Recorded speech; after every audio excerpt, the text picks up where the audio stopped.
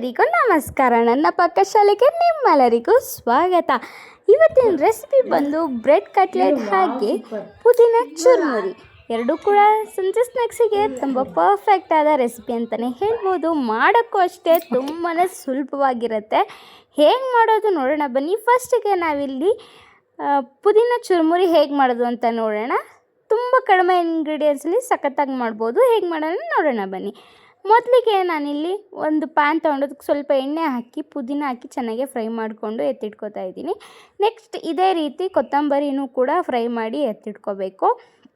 ಅದಾದಮೇಲೆ ಸ್ವಲ್ಪ ಬೆಳ್ಳುಳ್ಳಿ ಹಾಗೆ ಶುಂಠಿ, ಒಂದೆರಡು ಹಸಿಮೆಣಸಿನ್ಕಾಯಿ ಕೂಡ ಇದೇ ರೀತಿ ಫ್ರೈ ಮಾಡಿ, ಚೆನ್ನಾಗೆ ಫ್ರೈ ಮಾಡಿದಷ್ಟು ಟೇಸ್ಟ್ ಚೆನ್ನಾಗಿ ಬರುತ್ತೆ. ಚೆನ್ನಾಗಿ ಫ್ರೈ ಮಾಡಿ ಎತ್ತಿಟ್ಕೊಳ್ಳಿ. ಅದಾದಮೇಲೆ ಒಂದು ಮಿಕ್ಸಿ ಜಾರ್ ತೊಗೊಂಡು ಅದೆಲ್ಲ ಆರಾದಮೇಲೆ ಆ ಎರಡು ರೀತಿ ಸೊಪ್ಪು ಹಾಗೆ ಹಸಿಮೆಣ್ಸಿನ್ಕಾಯಿ, ಶುಂಠಿ, ಬೆಳ್ಳುಳ್ಳಿ ಇದಿಷ್ಟನ್ನು ಹಾಕ್ಕೊಂಡು ಚೆನ್ನಾಗೆ ಪೇಸ್ಟ್ ಮಾಡ್ಕೊಳ್ಳಿ.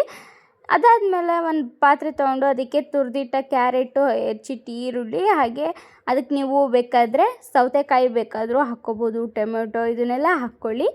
ಸ್ವಲ್ಪ ಈಗ ಉಪ್ಪನ್ನು ಸೇರಿಸ್ಕೊತಾ ಇದ್ದೀನಿ. ಆಗಲೇ ರುಬ್ಬಿಟ್ಟ ಪೇಸ್ಟು ಹಾಗೆ ಗರಂ ಮಸಾಲ, ಸ್ವಲ್ಪ ಖಾರದ ಪುಡಿನ ಸೇರಿಸ್ಕೊಂಡು ಚೆನ್ನಾಗಿ ಮಿಕ್ಸ್ ಮಾಡ್ಕೊತಾ ಇದ್ದೀನಿ. ಇದೆಲ್ಲ ಚೆನ್ನಾಗಿ ಮಿಕ್ಸ್ ಮಾಡ್ಕೊಂಡ ನಂತರ ಇದಕ್ಕೆ ಕಡಲೆಪುರಿನ ಸೇರಿಸ್ಕೋಬೇಕಾಗತ್ತೆ. ಈಗ ಕಡಲೆಪುರಿ ಫುಲ್ಲು ಕ್ರಿಸ್ಪಿಯಾಗಿರಲಿ. ಕ್ರಿಸ್ಪಿಯಾಗಿಲ್ಲ ಅಂದರೆ ಬಾಣಲಿ ಮೇಲೆ ಒಂದು ಸ್ವಲ್ಪ ಹಾಕಿ ಅದನ್ನು ಫ್ರೈ ಮಾಡಿಕೊಂಡ್ರೆ ಅದು ಕ್ರಿಸ್ಪಿ ಆಗುತ್ತೆ. ಅದಾದಮೇಲೆ ನಿಮ್ಗೆ ಇಷ್ಟ ಆದಂಥ ಮಿಕ್ಸ್ಚರ್ನ ಹಾಕ್ಕೊಂಡು ಚೆನ್ನಾಗಿ ಮಿಕ್ಸ್ ಮಾಡಿದ್ರೆ ಈ ಚುರ್ಮುರಿ ರೆಡಿ ಆಗುತ್ತೆ. ತುಂಬಾ ಟೇಸ್ಟಿಯಾಗಿರುತ್ತೆ, ಪ್ರತಿಯೊಬ್ಬರಿಗೂ ಇಷ್ಟ ಆಗುತ್ತೆ.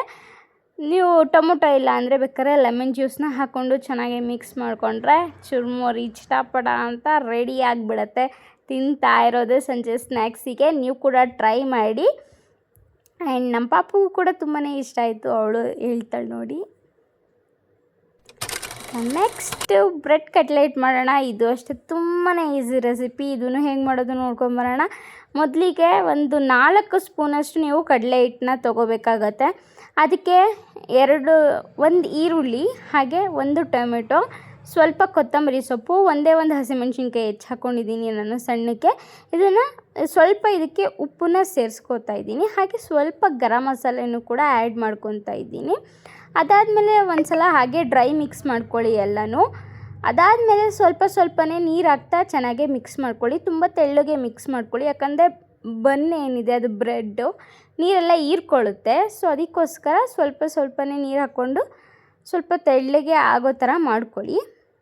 ಈಗ ಇದು ಇನ್ನೊಂದು ಕಡೆಗೆ ನಾನು ಹೆಂಚನ್ನ ಕಾಯಕ್ಕಿಟ್ಟು ಸ್ವಲ್ಪ ಎಣ್ಣೆನ ಸ್ಪ್ರೆಡ್ ಮಾಡ್ಕೊಂಡಿದ್ದೀನಿ ಹೆಂಚು ಮೇಲೆ.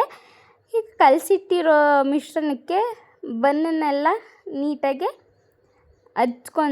ಹಚ್ಕೊಬೇಕು ಈ ರೀತಿಯಾಗಿ. ಅದೆಲ್ಲ ಹೀರ್ಕೋಬೇಕು ಸ್ವಲ್ಪ ನೀರೆಲ್ಲ. ಅದಾದಮೇಲೆ ನಾನು ವೆಜಿಟೇಬಲ್ಸ್ ಏನು ಹಾಕಿದ್ದೆ ಅದು ಅಂಟ್ಕೊಳ್ಳಲ್ಲ, ಹಾಗೇ ಅದ್ರ ಮೇಲೆ ಸ್ಪ್ರೆಡ್ ಮಾಡ್ಕೊತಾ ಇದ್ದೀನಿ. ಈರುಳ್ಳಿ, ಟೊಮೆಟೊ ಏನಿದು ಹಾಕಿದ್ದೆ ಅದನ್ನೆಲ್ಲ ಚೆನ್ನಾಗಿ ಸ್ಪ್ರೆಡ್ ಮಾಡಿಕೊಂಡು ಎರಡೂ ಸೈಡ್ ಬೇಯಿಸ್ಕೊಂಡ್ರೆ ಈ ಕಟ್ಲೆಟ್ ರೆಡಿ ಆಗುತ್ತೆ. ಮಾಡೋದಕ್ಕೂ ತುಂಬಾ ಈಸಿ ಇರುತ್ತೆ, ಹಾಗೆ ತಿನ್ನೋದಕ್ಕೂ ಟೇಸ್ಟ್ ಇರುತ್ತೆ.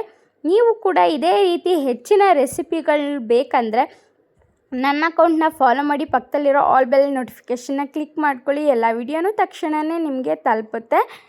ಹಾಗೆ ಇದೇ ರೀತಿ ಹೆಚ್ಚಿನ ವಿಡಿಯೋದೊಂದಿಗೆ ನಾನು ನಿಮ್ಮೆಲ್ಲರಿಗೂ ಸಿಗ್ತಾ ಇರ್ತೀನಿ. ಅಲ್ಲಿವರೆಗೂ ಎಲ್ಲರಿಗೂ ಟೇಕ್ ಕೇರ್. ಈ ಥರ ರೆಸಿಪಿನ ನೀವು ಕೂಡ ಮಾಡ್ಕೊಂಡು ತಿಂದು ಎಂಜಾಯ್ ಮಾಡ್ಕೊಳ್ಳಿ.